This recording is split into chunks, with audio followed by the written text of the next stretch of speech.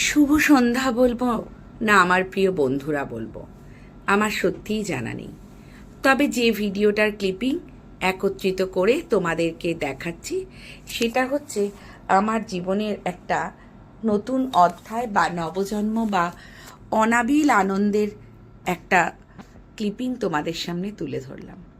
টুকরো টুকরো করে কিছুটা নিজের মতন করে সাজিয়েছি, আর এর অরিজিনাল সাউন্ডটা সত্যি বন্ধ করে রেখে নিজের সাউন্ডটা এই কারণেই দিলাম, কারণ হচ্ছে আমার কিছু বলার আছে তাই জন্য। তা বন্ধুরা, তোমরা যখন যেখান থেকে ভিডিওটা দেখবে অবশ্যই আমার ইউটিউব থেকে দেখলে ইউটিউব চ্যানেলটা সাবস্ক্রাইব করো, আর ফেসবুক থেকে দেখলে আমার ফেসবুক পেজটা ফলো করো।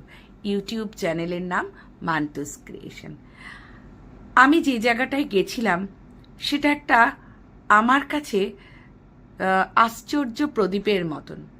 যার হাত ধরে গেছিলাম সেই দিদিকেও জানাই আমার প্রণাম, আমার ভালোবাসা।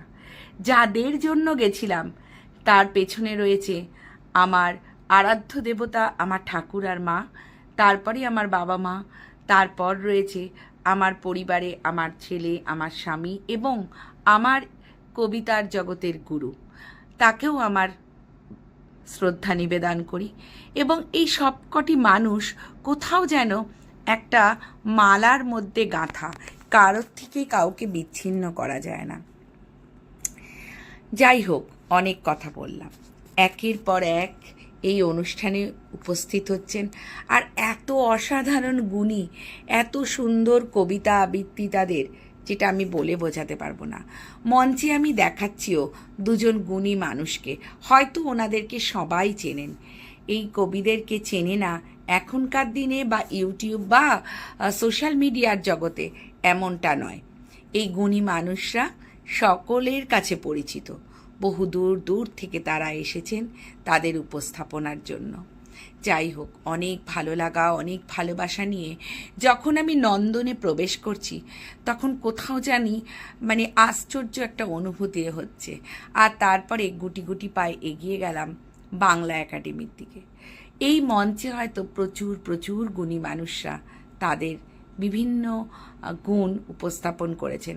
তার মধ্যে আমিও একজন সামান্য একটি মানুষ, যার হয়তো কোনো ক্ষমতাই ছিল না এখানে দাঁড়িয়ে উপস্থাপনা করা।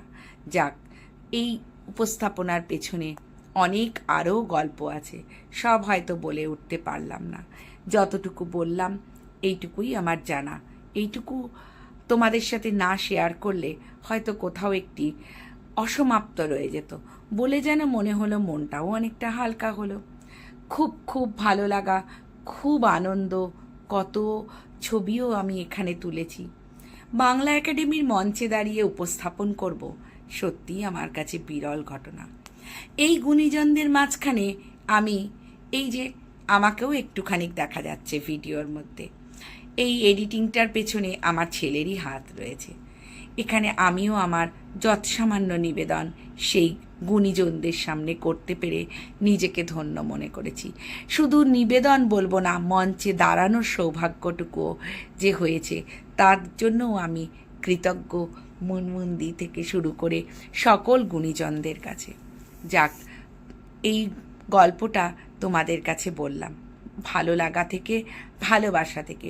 কারোর কাছে মনেই হতে পারে যে আমি হয়তো কোনো প্রচারের জন্য বলছি বা করে এসেছি বলে, কিন্তু সমাজে তো অনেক মানুষই থাকে, কেউ ভালো বলবে, কেউ খারাপ। যে আমাকে ভালো বলবে, যে বুঝবে, যার এই বোঝার ক্ষমতা আছে, তার থেকে আমি ভালোটাই আমি পাবো। আমি ভালো আশীর্বাদটাই আশা করি পাবো। যারা আমার থেকে সিনিয়র এই ভিডিওটা দেখবেন তারা আমাকে একটু আশীর্বাদ করবেন বা এগিয়ে যাওয়ার জন্য একটু উৎসাহ দেবেন। ছোটরাও তোমাদের ভালোবাসা দিও। বলার মধ্যে যদি কোনো ভুল ত্রুটি থাকে তাহলে অবশ্যই ক্ষমা প্রার্থী। সকল দিদিদের উপস্থাপনা অসাধারণ হয়েছে। শুধু দিদি নয়, প্রচুর দাদা, ছোট্ট ছোট্ট আমার সন্তান তুল্য অনেকেই আছেন। 4টি ঘন্টা শুধু একটা কবিতার অনুষ্ঠান এত সুন্দরভাবে হতে পারে, এটা আমার জীবনে প্রথম। এই বয়সে এসে আমার জীবনে প্রথম পাওয়া।